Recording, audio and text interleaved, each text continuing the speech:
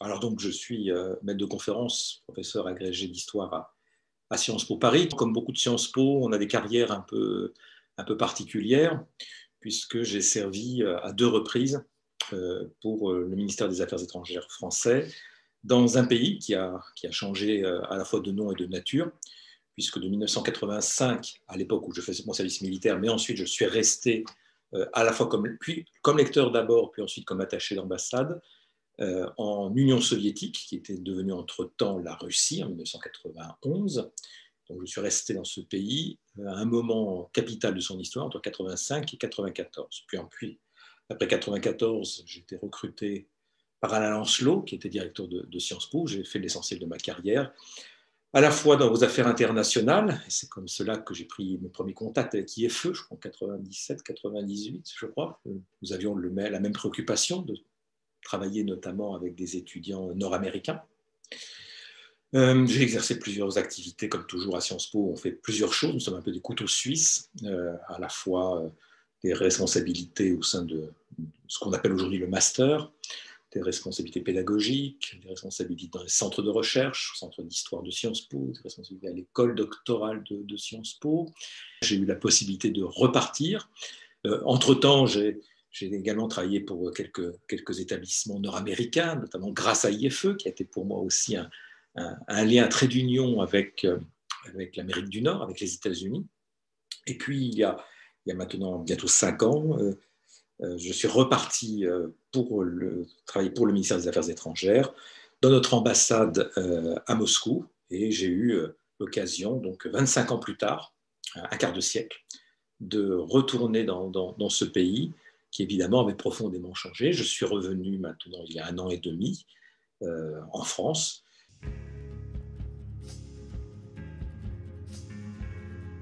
Les rapports sont construits à la fois sur une réalité historique, sur des rapports, parfois des rapports de force, des rapports compliqués, des rapports parfois d'inimitié, de tension, et puis aussi des rapports parfois peut-être plus sentimentaux, liés à une histoire réelle ou supposée, qui fait que voilà, il y a une attirance un peu particulière pour le pays. Alors dans le cas franco-russe, il faut quand même commencer par le commencement. Les rapports ont toujours été difficiles à partir du moment où la Russie est rentrée véritablement dans l'Europe. Alors elle n'avait jamais quitté. La Russie simplement fait partie de la partie orientale de l'Europe, le monde orthodoxe, le monde chrétien grec, alors que la France ça fait partie du monde chrétien latin. Mais ce n'est pas ça qui est important. La véritable entrée de la Russie dans l'espace politique européen s'est faite au XVIIIe siècle. Alors c'est vrai qu'au XVIIIe siècle, la France a une position, au moins jusqu'au milieu du XVIIIe siècle, un peu d'hégémonie politique, d'hégémonie culturelle également par sa langue. Les choses changent dans la deuxième moitié du XVIIIe siècle, mais la situation est très favorable à ce moment-là, et à la cour de Saint-Pétersbourg, les Français sont plutôt les bienvenus. Voltaire vend sa bibliothèque à Catherine, Diderot se rend régulièrement en Russie et considère Catherine comme la grande Sémiramis du Nord. Beaucoup de marchands français sont présents dans les grandes villes de la Volga, à Moscou, mais ils ne sont pas majoritaires. Il faut être clair, la présence est d'abord allemande. Elle est germanophone, nous sommes sur les pays limitrophes. Mais voilà, la France jouit d'un prestige que l'on retrouve par exemple dans la correspondance entre Frédéric II, roi de Prusse, et toujours l'impératrice Catherine, tous deux germanophones, mais qui correspondent en français. Il y a donc un lien qui s'est créé ainsi par l'esprit. Ce lien va se briser d'un coup avec évidemment l'épisode de la Révolution et de l'Empire.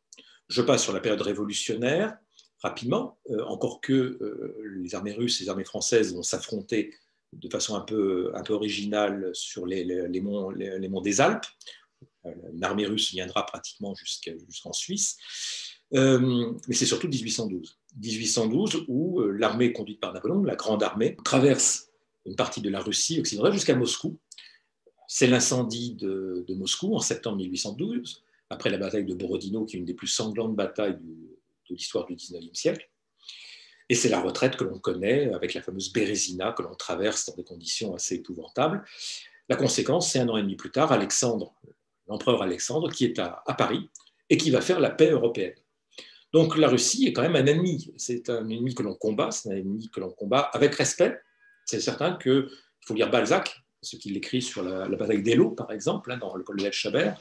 Il y a un grand respect mutuel qu'il n'y a pas, par exemple, avec l'Angleterre, c'est évident. Mais voilà, ça reste quand même un ennemi et c'est l'occupant en 1814 avec la légende des Cosaques sur les Champs-Élysées. Mais c'est le moment où aussi se font des échanges. La guerre, c'est aussi des moments d'échange.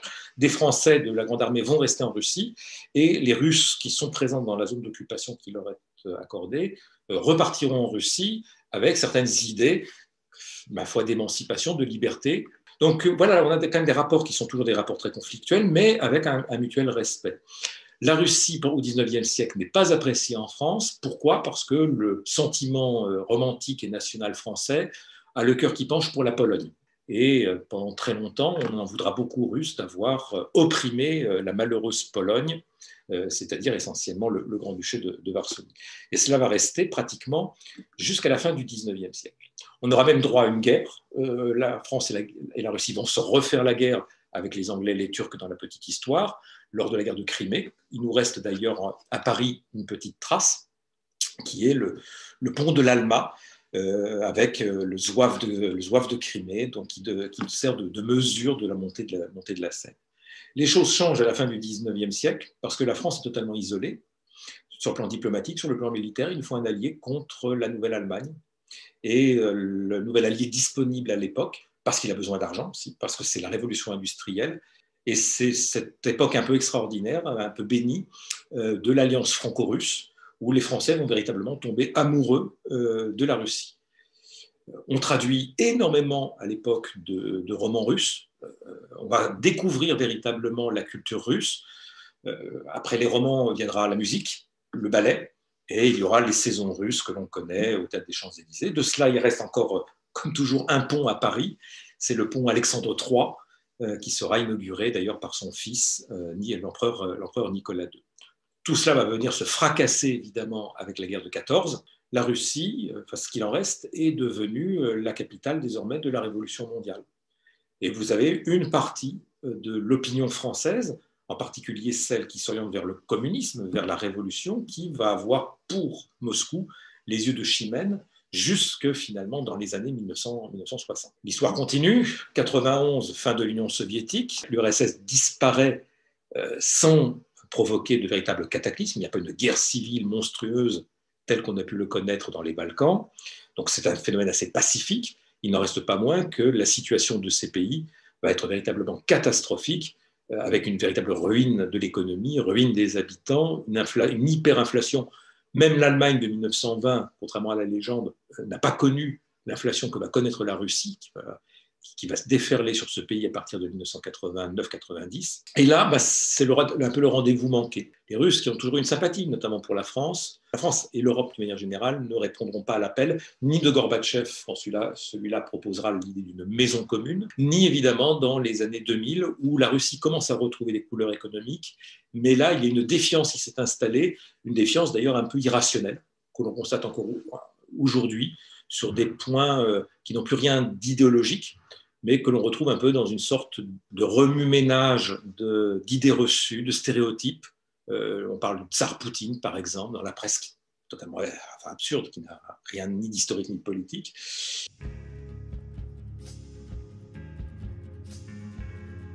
La Russie est-elle européenne? Il est évident qu'on ne répondra pas à cette question. La proximité de la Russie avec l'espace européen, frontières communes, des populations quand même très mélangées, une histoire commune, faite à la fois d'échanges mais aussi de conflits. Enfin, c'est une histoire commune. Il ne fait pas partie de l'Union européenne. Après tout, la Suisse n'en fait pas partie non plus. Mais il est difficile de construire une Europe sans quand même penser à la Russie. Le premier problème, c'est est-ce que les Russes eux-mêmes se sentent européens? Et là, on peut s'interroger. C'est-à-dire qu'en période de défiance à leur égard, c'est vrai que les Russes ont tendance, après tout, ils sont une sorte de peuple continent, avec leur civilisation, avec leur singularité, à se considérer comme différents. Ils sont parfois dans la logique de ce qu'eux-mêmes appellent eux et nous. Nous, Russes, eux, les Occidentaux. Et d'ailleurs, quand ils parlent des Occidentaux, ils englobent pas simplement l'Europe, mais l'Amérique du Nord et même d'une manière générale presque toute l'Amérique. L'autre problème, c'est qu'est-ce qu'on fait avec l'Europe? C'est-à-dire, qu'est-ce que l'on veut créer comme espace, non seulement politique, mais de vie commune. Et là, je pense que tous les Européens ne sont pas d'accord. Vous aurez des Polonais, pour des raisons historiques, qui vont être farouchement hostiles à la Russie. L'Allemagne, elle, va avoir une double tentation. Elle a été très longtemps la voisine de la Russie. D'ailleurs, il y a une porosité culturelle évidente entre le monde germanique et le monde slave, c'est évident. Mais il y a eu aussi les guerres. Donc il y a cet attrait, il y a cette défiance. Défiance augmentée notamment, et là on a un acteur qui est important, ce que sont les États-Unis. L'Allemagne, Berlin, est un allié très fidèle de Washington. Et on connaît aujourd'hui les préventions des États-Unis à l'égard de la Russie, et on en ressent aujourd'hui les conséquences dans la politique allemande, mais aussi dans la politique française, qui elle-même a du mal à se définir par rapport à l'espace russe.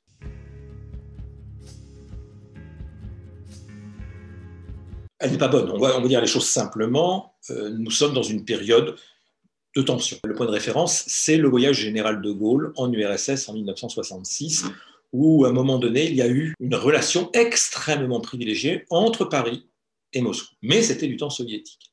Ceci dit, une partie de nos activités de coopération sont toujours fondées sur les accords de 1966. C'est pour bien montrer quand même que ce voyage, que cette proximité a été extrêmement forte, qui a été continuée à l'époque de président Pompidou, et même à un moment donné, Valéry Giscard d'Estaing lui-même a maintenu ses rapports privilégiés qui lui étaient reconnus. Les choses vont, d'une certaine façon, un peu changer avec François Mitterrand. Il est certain que les 3 présidences successives, Sarkozy, surtout Hollande, continuées par Emmanuel Macron, ne sont pas une période faste dans les relations franco-russes. Alors, ça tient d'abord à la diplomatie française, d'une manière générale, qui met en avant davantage la question des droits de l'homme, des principes, plutôt qu'une politique réaliste, qui est souvent prévalée à l'époque de De Gaulle, et qui est d'ailleurs souvent privilégiée par d'autres pays. L'Allemagne, soyons clairs, a une politique réaliste, elle n'a pas une politique principielle. Et là, évidemment, les doctrines successives, qui étaient réalistes, en gros jusqu'à François Mitterrand, ont progressivement quitté ce champ au profit de grands principes qui bloquent évidemment tout type de discussion. Ensuite, il y a eu quand même un certain nombre de points de désaccord. 2014 a été vraiment l'année compliquée avec l'annexion de la Crimée suite d'abord aux tensions avec l'Ukraine et à un référendum qui n'a pas été accepté par la communauté internationale, et donc une série de sanctions et de contre-sanctions qui ont véritablement ruiné les échanges. Il me semble que pour l'instant la politique n'est pas vraiment définie. On le voit d'ailleurs par exemple sur les positions parfois un peu étranges du gouvernement français à l'égard du fameux gazoduc Nord Stream, qui doit alimenter une partie de l'Europe de gaz russe, où les Allemands sont tout à fait d'accord, et d'ailleurs tiennent tête aux États-Unis, qui, eux, essaient de bloquer absolument l'arrivée de ce gaz, parce que ce n'est pas dans leur intérêt, et que paradoxalement, les Français feront fait et cause de la position américaine,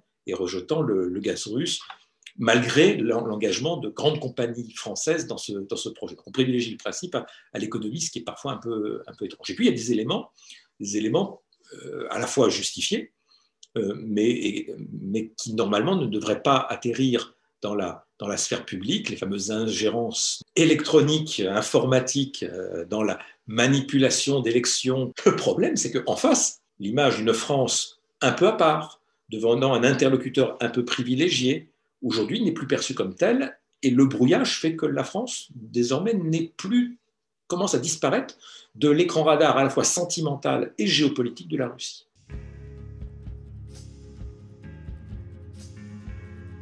Ça fait partie un peu des discussions que l'on peut avoir avec les étudiants, surtout avec les étudiants américains, parce qu'évidemment, là, il y a des éléments que l'on partage en termes de stéréotypes, de vision, et puis aussi des choses que l'on ne partage pas, à des échanges d'informations. Moi-même, j'apprends d'eux aussi. CFE est un endroit un peu exceptionnel, qui a su préserver beaucoup de choses que peut-être d'autres institutions d'enseignement ont sinon abandonné, du moins un petit peu oublié. Une exigence pédagogique, une rigueur. La rigueur administrative, on l'oublie trop souvent, tient une part non négligeable dans le succès d'une entreprise académique. Le niveau et la qualité mise sur la langue. Alors, ça aussi, je crois que c'est une exigence qui a été tenue à IFE, c'est de faire le pari de la francophonie. Une qualité à la fois pédagogique de l'enseignement, une qualité de la réception, et surtout une vraie progression, non seulement dans la langue, mais dans la connaissance. On a là toute la recette nécessaire, parce qu'on a les ingrédients, je dirais que c'est ça, on a les ingrédients nécessaires à véritablement la réussite.